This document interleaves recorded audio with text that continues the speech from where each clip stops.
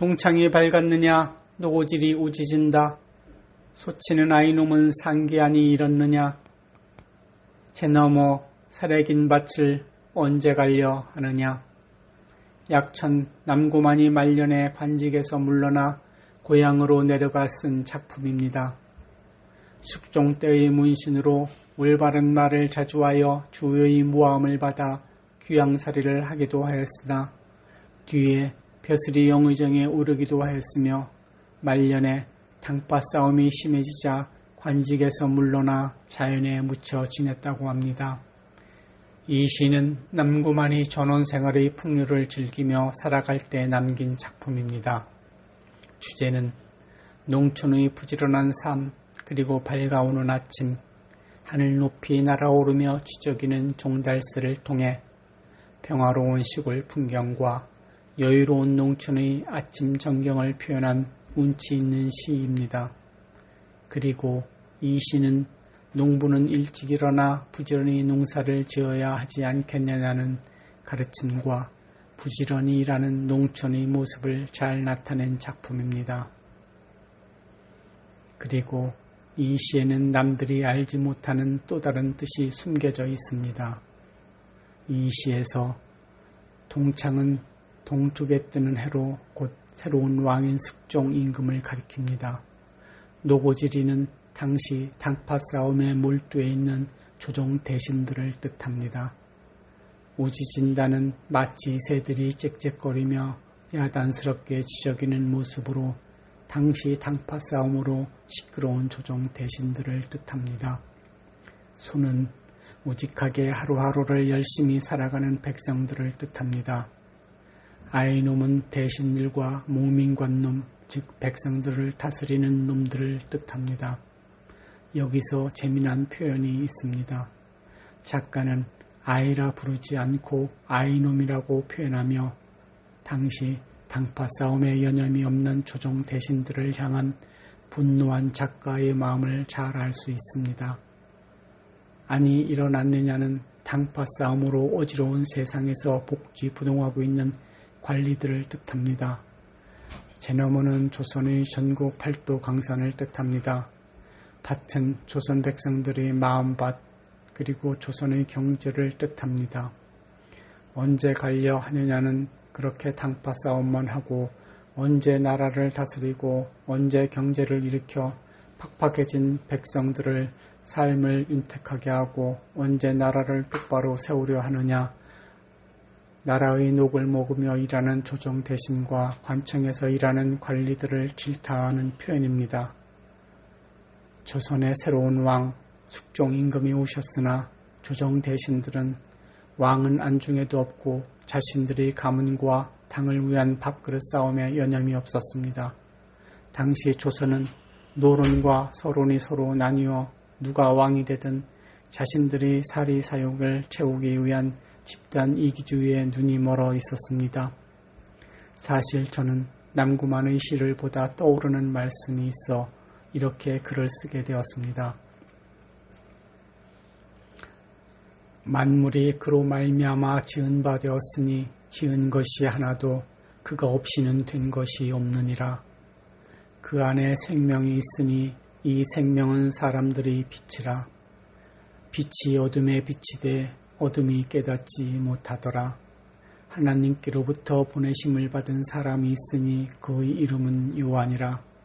그가 증언하러 왔으니 곧 빛에 대하여 증언하고 모든 사람이 자기로 말미암아 믿게 하려 함이라. 그는 이 빛이 아니요 이 빛에 대하여 증언하러 온 자라. 참빛 곧 세상에 와서 각 사람에게 비추는 빛이 있었나니 그가 세상에 계셨으며 세상은 그로 말미암아 지은 바 되었으되 세상이 그를 알지 못하였고 자기 땅에 오매 자기 백성들이 영접하지 아니하였으나 영접하는 자 곧 그의 이름을 믿는 자들에게는 하나님의 자녀가 되는 권세를 주셨습니다. 요한복음 1장 3절로 12절 말씀입니다. 2000년 전 이스라엘 땅에 새로운 왕이 오셨습니다. 그러나 자신들의 욕심에 눈이 멀어있던 종교 지도자들, 제사장과 서기관, 바리새인, 사두개인, 그리고 새로 오신 왕을 죽이려고 했던 헤롯 왕. 그들은 왕으로 이 세상에 오신 하나님의 아들인 예수님을 알아보지 못했습니다. 5절, 11절 말씀입니다. 빛이 어둠에 비치되 어둠이 깨닫지 못하더라. 말씀이 자기 땅에 오매 자기 백성이 영접하지 아니하였으니 자신들의 욕심에 눈이 멀어 어둠 가운데 비추인 빛을 알아보지 못하였습니다. 그들은 이스라엘의 새로운 왕으로 오신 예수님을 영접하지도 않았습니다. 저는 이렇게 한번 표현해 보았습니다. 동창일 밝았느냐라는 말은 동쪽에 새로운 해가 떴습니다. 빛으로 이 세상에 오신 예수님을 표현해 보았습니다.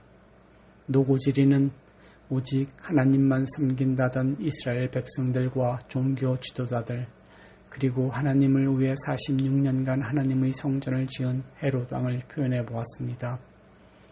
우지진다라는 말은 하나님을 섬기며 예배하고 찬양한다는 이스라엘 백성들과 종교 지도자들을 표현해 보았습니다. 그들은 하나님을 찬양하고 노래하는 것이 아니라 자신들을 예배하고 찬양하고 노래하며 자신들을 섬기고 있었던 것입니다. 그들은 성전에서 노고지리가 주적이듯이 주적이며 장사하는데 여념이 없었습니다. 예수님께서 말씀하십니다. 성전 안에서 소와 양과 비둘기 파는 사람들과 돈 바꾸는 사람들이 앉아있는 것을 보시고 노끈으로 채찍을 만드사 양이나 소를 다 성전에서 내쫓으시고 돈 바꾸는 사람들이 돈을 쏟으시며 상을 엎으시고 비둘기 파는 사람들에게 이르시되 이것을 여기서 가져가라. 내 아버지의 집으로 장사하는 집을 만들지 말라. 요한복음 2장 14절로 16절 말씀입니다.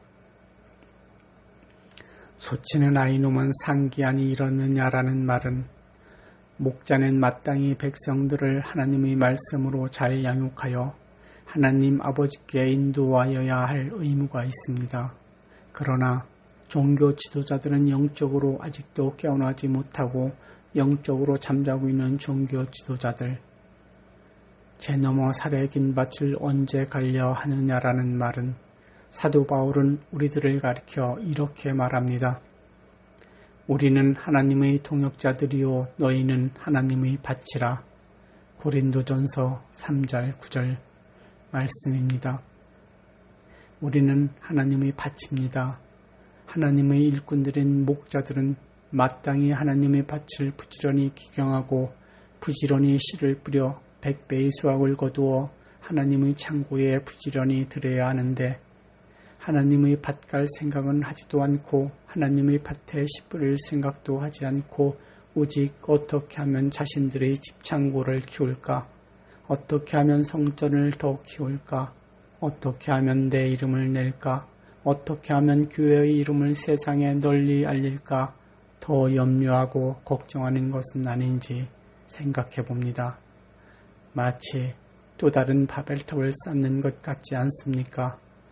이번 코로나가 이 시대에 세워지고 있는 신바벨탑을 허물어 흩어버리고 있는 것은 아닌지 한번 생각해 봅니다.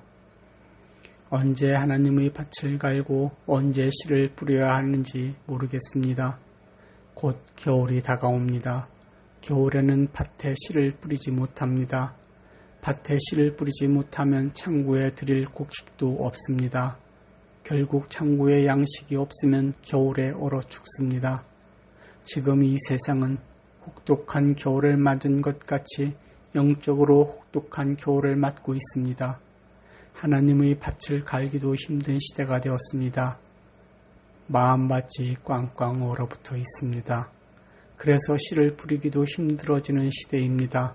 더군다나 코로나라는 놈 때문에 교회의 말씀과 예배 그리고 기도와 찬양, 교제가 사라져가는 시대가 되었습니다. 겨울이 오기 전에 지금 하나님의 바친 마음밭에 말씀의 씨를 뿌리십시오. 그리고 하나님을 찾으십시오. 그리고 창고에 양식을 쌓으십시오. 추운 영적 겨울이 오기 전에 이사야 선지자가 이렇게 말합니다. 너희는 여호와를 만날 만한 때에 찾으라. 가까이 계실 때에 그를 부르라.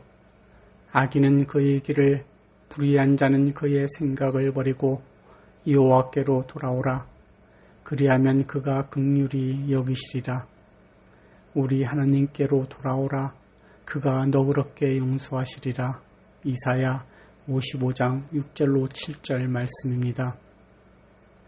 우리는 지금 예수님이 이 세상의 왕으로 다시 오신다면 자신 있게 예수님을 알아보고 왕으로 인정할 수 있을까요? 사실 저는 남구만의 시를 보고 너무나 큰 것을 깨달았습니다. 남구만의 시를 보면 평화로운 농촌의 일상을 아주 잘 표현한 시입니다.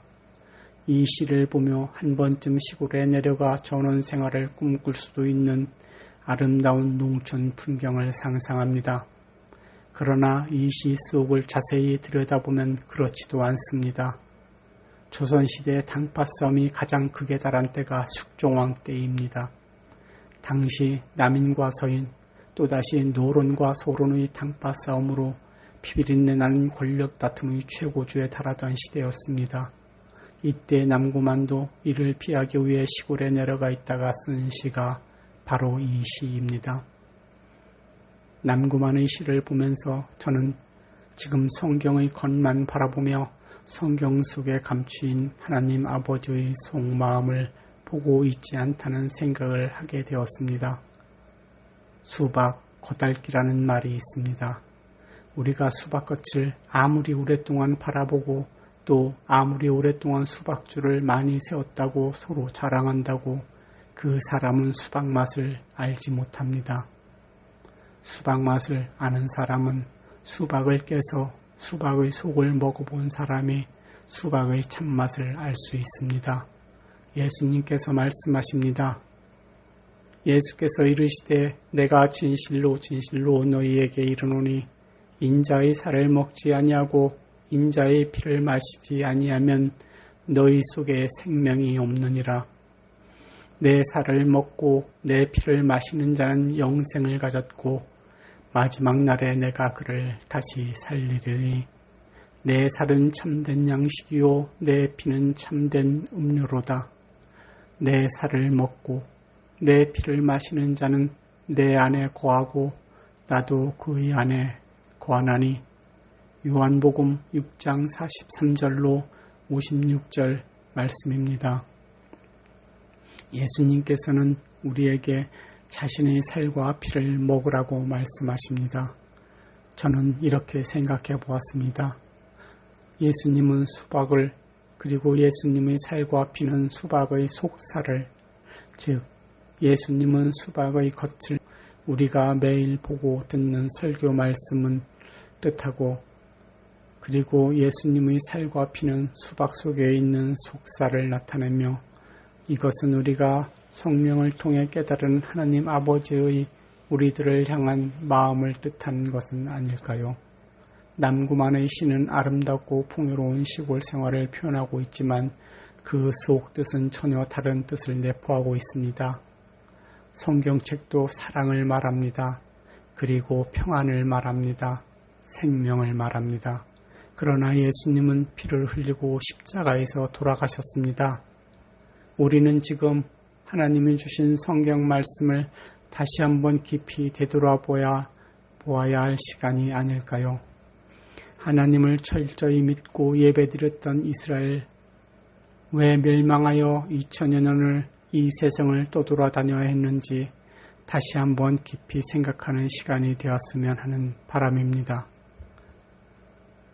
예수님의 경고의 말씀입니다. 너희는 스스로 조심하라. 그렇지 않으면 방탕함과 술취함과 생활의 염려로 마음이 둔화해지고 뜻밖의 그날이 덧고같이 너희에게 임하리라. 이날은 온 지구상에 거하는 모든 사람에게 임하리라. 이러므로 너희는 장차올 이 모든 일을 능히 피하고 인자 앞에서 서도록 항상 기도하며 깨어있으라 하시니라. 누가복음 21장 31절로 36절 말씀입니다.